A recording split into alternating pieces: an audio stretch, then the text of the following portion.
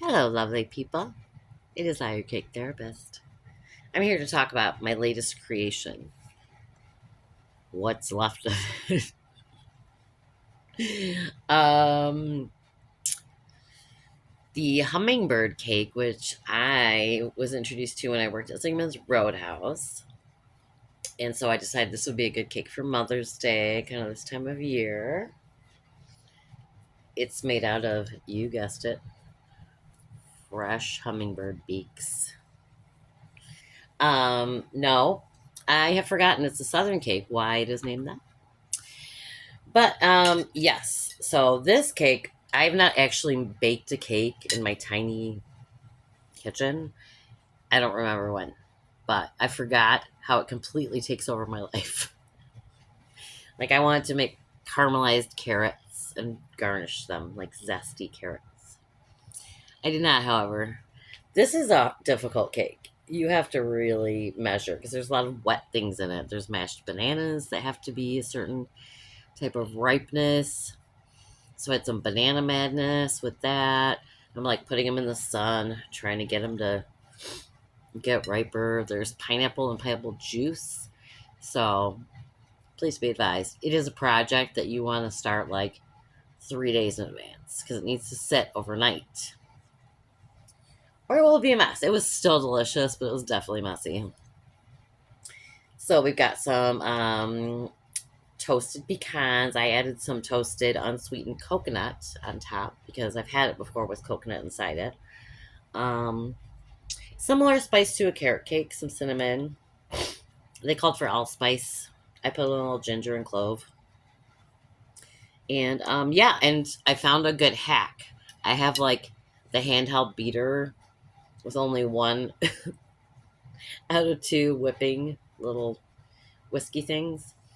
So whipped cream. You can buy it already whipped. That's how I did it. And it worked very well. So there we go. So, I've already clearly eaten this, but I'm going to try it for you anyways. hmm I did not put as much sugar as it calls for. It calls for tons of sugar. But my fam doesn't like super sweet stuff, so. And the cake itself is not too sugary either. It's very dense. It's like a meal.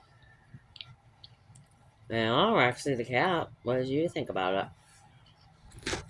Roxy's already had some. But she definitely wants some more. Yeah. Give her a little frosty. There we go. Oh, okay. So, sorry I'm so casual right now, but I had to come on and tell you that on the playground where I was, as a typical redhead, hiding in the shade under the trees, this nice young lady came to talk to me. She's very quiet and shy, but very smart and sensitive. So we were having a good chat. And then I hear this voice behind me. You sound like a boy. I was not wearing this shirt. And I was like, thank you. Because, like, what else do you say? And I was a sassy little redhead girl. And then she came over and sat real close to me on the kickball like it was a yoga ball. And proceeded to just, rock my world. Her hair was like orange red, like unbelievable. She had these tiny, perfect little freckles. And I realized I was looking at the next generation of redheads on both sides. Um, she had, and I, of course, know way too much about redheadedness. And I feel it's my mission to tell every young redhead girl not to take any crap from anyone.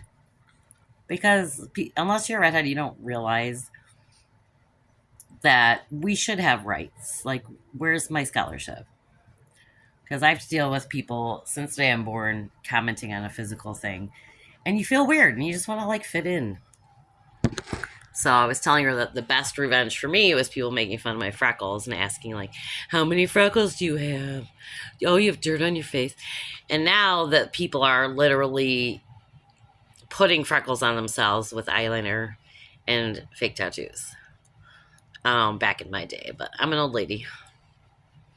Um, so I was just telling her some facts, like we're 2% of the population, we're super special.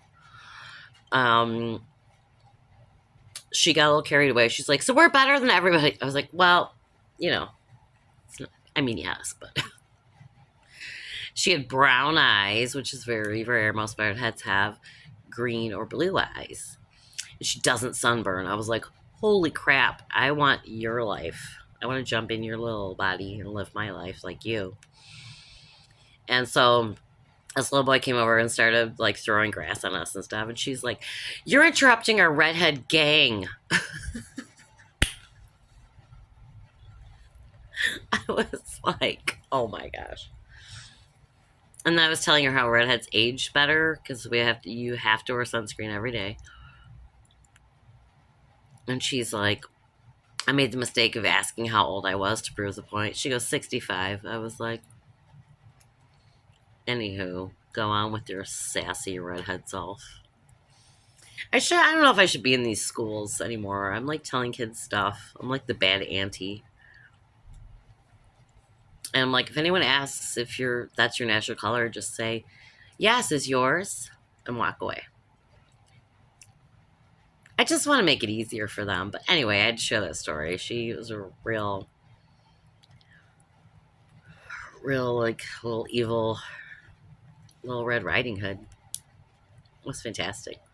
So I'm sandwiched between the other girls. The other girl's hair was a little shade, but that's also a part of the redheadedness that makes it hard to understand why people want to come at us, because we're actually very spiritual and empathetic and have a lot of creative energy.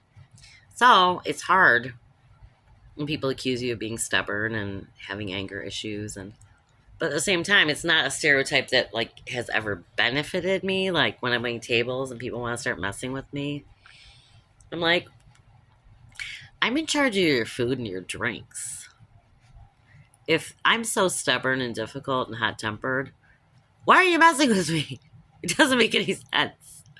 So, I haven't had a redhead rant for a while, so there you go. Hope you enjoy.